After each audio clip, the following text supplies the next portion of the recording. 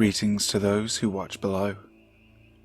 As always, I'd like to start this video off by giving a huge shout out to Lisa Watts, Lefty Kim, Ghost City Shelton and Steffi Ray.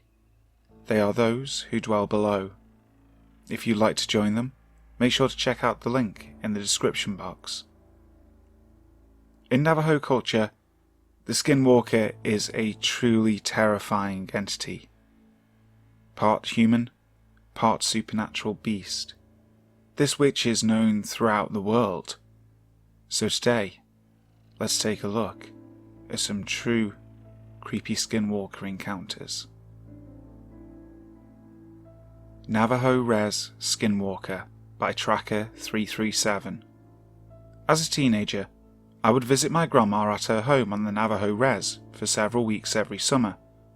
I loved to spend time with her, eat her delicious fried bread, and hear her tell us stories. Every so often, my grandma would hire a worker, the harmless town drunk, to do odd jobs around her house and property.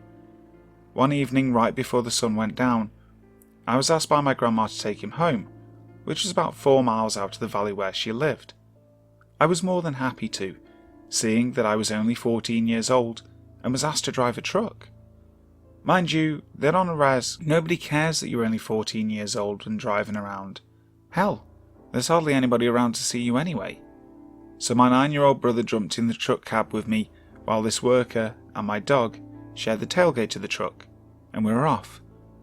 After I dropped the worker off at the shack that he and his brothers called a house, we headed back down the road to Grandma's. As I mentioned before, it was evening, and the sky was a deep red as the sun began to set behind us. We were leaving a nice dust trail from the dirt road, and the radio was playing music from the only radio station that could be picked up from the nearest town of Holbrook, Arizona. There was nothing unusual, nothing weird. It was at this time that my eye caught movement of something in the bushes a little up the road to the right of us. I remember slowing down, thinking it was one of the many free-roaming sheep in the area that would dart out in front of the truck. As I passed where I thought it was, I sped up, thinking nothing else of it. Then, out of nowhere, I just felt this dark feeling of fear and dread. I had no idea why I was feeling this way, but I definitely felt that something was wrong. As I play this memory back, there are only a few clear memories that I have of that evening. I clearly remember looking in my rearview mirror and seeing the dark silhouette of something very tall and very skinny that seemed to be covered in some kind of hair or fur running behind the truck after us. Whatever it wasn't a normal human or human at all. I remember hearing my brother crying and my dog barking ferociously at whatever was chasing us. I remember speeding very fast and shaking violently as the truck bounced on the washboard dirt road. I distinctly remember that this thing was getting closer as my brother cried, "It's coming up your side!" I remember being as scared as hell and thinking that I didn't want to die. At the moment I thought would be our last, I remember speeding around a bend in the road and seeing a car coming towards us in the opposite direction. At that moment, I felt instant relief and felt that whatever was following us was gone. Shaken up but alive, we made it back to Grandma's house, wondering what the hell had just happened. We ran inside not looking back, hoping that whatever was chasing us had not followed us home. As we told my grandma about our experience, she didn't seem too surprised, which surprised us. She continued by repeating stories that we had already heard at one point or another about black magic, witches, and something that the Navajo call Unnatural, or Skinwalkers. Needless to say, I didn't even want to look out of any of the windows all the rest of the night. As a matter of fact, I never drove on the reservation at night until I was 21 years old. Without going into too deep of an explanation, I'll just say that these Skinwalkers are evil men and spirits that use black magic for evil doing. I'll tell you that as far-fetched as it may sound, they're real. I believe that if God and his greatness are real, the devil is equally as real and also has his ways of showing himself.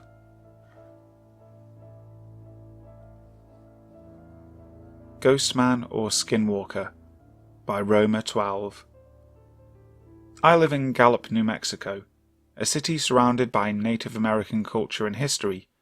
We have many surrounding towns and reservations that have been here for a very long time, and many people claim they are haunted. My experience actually takes place right in Gallup, on the east side of the city, near a very small reservation. My best friend visited her sister every weekend, who lived in the low rental apartments on the east side. Right across from these apartments is an elementary school, the one I actually attended when I was a child. During these weekends, I would spend the night with my friend at her sister's apartment. At night, when there was absolutely nothing to do and the kids and parents were asleep, we'd go outside to the park that was right there in the middle of the apartments and chill. One night we became so bored we actually took off walking. I'd say it was about 2 a.m. We were used to being up so late, so we're wide awake. Of course, like any teenage girl wanting to stay up late. Well, we walked around behind the apartments, where there's no light, and tons of bushes and prairie dog holes in the ground. As we were walking, I sensed that someone was staring at us, or following us. So, I turned around to look, and there was nothing there. As I turned to look forward, my friend suddenly grabbed my arm and said in a scared whisper, "Oh my God, what was that?" I looked into the darkness and saw nothing. The wind was slightly blowing that night, and there were a few trees ahead of us, so I passed it off as the wind moving the leaves. I told her, "It's just the wind, dude, chill out," and kept walking. But as I looked again, I saw what looked like a black figure moving through the trees. I stopped and said, "I think that might be a drunk crashing out back there for the night." Just so I wouldn't scare the crap out of my friend, I kept a calm voice, which was awfully hard for me to do, because I was sensing that this thing in the trees wasn't nice. I kept saying, "Do you want to go back home?" And she said, "No, we're almost to the store. Let's just keep going." So, as we kept walking, we heard movement in the trees, a swift, fast movement. We started walking faster, like power walking. I heard something behind us and I looked. It looked like a wounded or hurt dog. I wasn't really scared, because where I live there's a lot of that. But what I heard next stopped me dead in my tracks and paralysed me from my legs up. I heard this dog moan and growl at the same time, as if it wanted me for a midnight snack. I literally couldn't move, and my friend was trying to distract me, saying, come on, we gotta run." But her screams sounded distant, as if I'd gone deaf or she was far away. I'd made eye contact with this thing, and I knew that was a bad decision. I closed my eyes and said a short prayer. Without even thinking, I turned around and ran for my life with my friend close by my side. I tried not to look behind us, but something was telling me to look. So I glanced behind, and a man was running for us. But he wasn't just running, he was on his hands and knees. I screamed and my friend joined in, only because I scared her when I yelled. We ran faster. We finally got to the road where there was light and cars passing. We had ran for about 7 minutes straight, and were completely out of breath. I remember our sides aching and cramping. We stopped to catch our breath, and I turned to look behind us again, and saw the man, way in the distant darkness, running back to where he had come from. We walked not even 2 minutes and finally got to the store. The lady behind the counter gave us a weird look, and asked us if we were okay. Out of breath, we replied, "Yeah, just a late night run." I could tell she didn't believe us, so she asked if we had run from the apartments. I said, "Yeah, why?" And she goes, "Oh, are you girls sure you're okay?" We looked at each other, and my friend told her, "Well, not really. We just had a horrible encounter with something. We don't even know who or what it was." The lady said, "You girls just ran from a skinwalker. Whoever it was always chases someone he catches walking the road at night. You girls are lucky you made it this far." as if we weren't shaken up already. What she had just told us added to it. We didn't have any money, but she offered us a bottle of water and a ride back home. She closed down the store and gave us a ride back home. As we passed the bushes and trees we had just come from, we all definitely saw something running, but the lady told us to ignore it and close our eyes. We finally entered the apartment complex, and as we were getting out of the car, the lady told us, "You girls stay home at night now. There's no need for you two young girls to be running around at 2 in the morning. Keep yourself safe, you hear?" We nodded and said goodbye and thank you.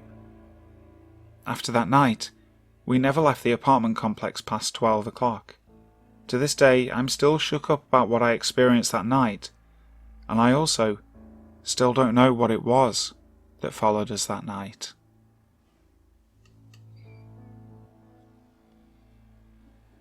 Navajo Skinwalker Encounter on a Bus by Iron Jesus.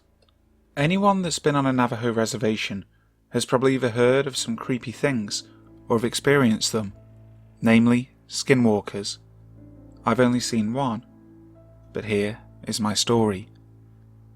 I come from a small town in northern Arizona that's sandwiched between the Paiute Reservation to the north and the US's largest Navajo reservation to the south.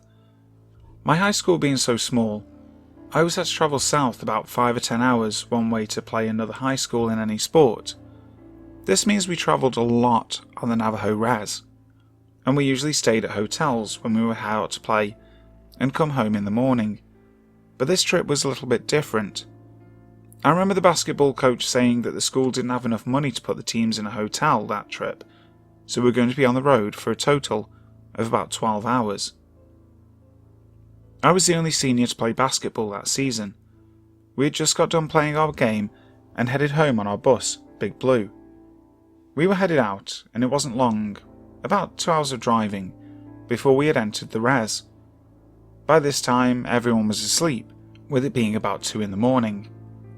When we had crossed the res's border, I noticed the driver had sped up, and was now going about 85 miles an hour. I thought this was a little weird, because he'd never exceeded the speed limit before, at least not in my high school career.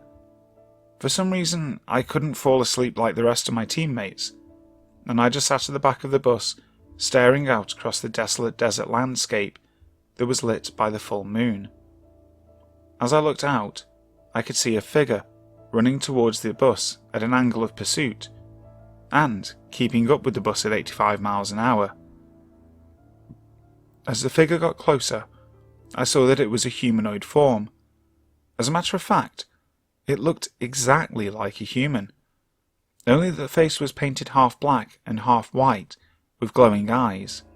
Glowing eyes like a rabbit's, reflected from a spotlight. I immediately thought, holy crap, that's a skinwalker. The skinwalker ran up to the edge of the road and just kept up pace with the bus, hurdling sagebrush and rocks while staring at me.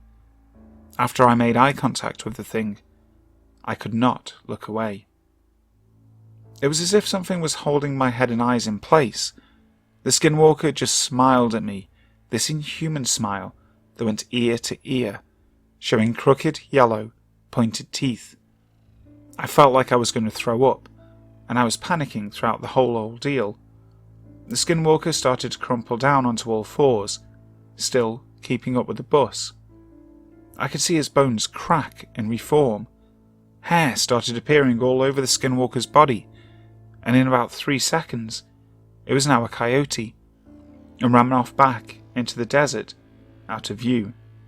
As soon as it was gone, I ran to the onboard bathroom and puked a mixture of food and blood. I didn't want to tell anyone for fear that they would think I was crazy. I confided in my Navajo friend. She told me that I needed to see the chief, who also happened to be a friend of mine, and get a blessing. I saw him the next school day in the parking lot. He just came up to me and mumbled something in Navajo, while waving a feathered scepter-like thing, turned around, got in his truck, and drove away. To this day, I haven't seen another skinwalker. It may be due to the fact I moved away from that town and res, and if I do have to go south, I go around. way around. Thank you so much for listening to today's video, guys. I do hope you enjoyed it. Also, if you want to hear more Skinwalker stories, because we've barely scratched the surface here, make sure you let me know in the comments below. I'd be really interested in doing a part 2 very, very soon. Also, big things are coming for the channel. Keep your eyes and ears crossed, because you may be seeing a trailer drop within the next few days for something that I've been working on for a while. As always, like, share, subscribe, and hit the notification bell so you'll know when that next video comes out, or when that trailer drops. So, until next time, sleep tight.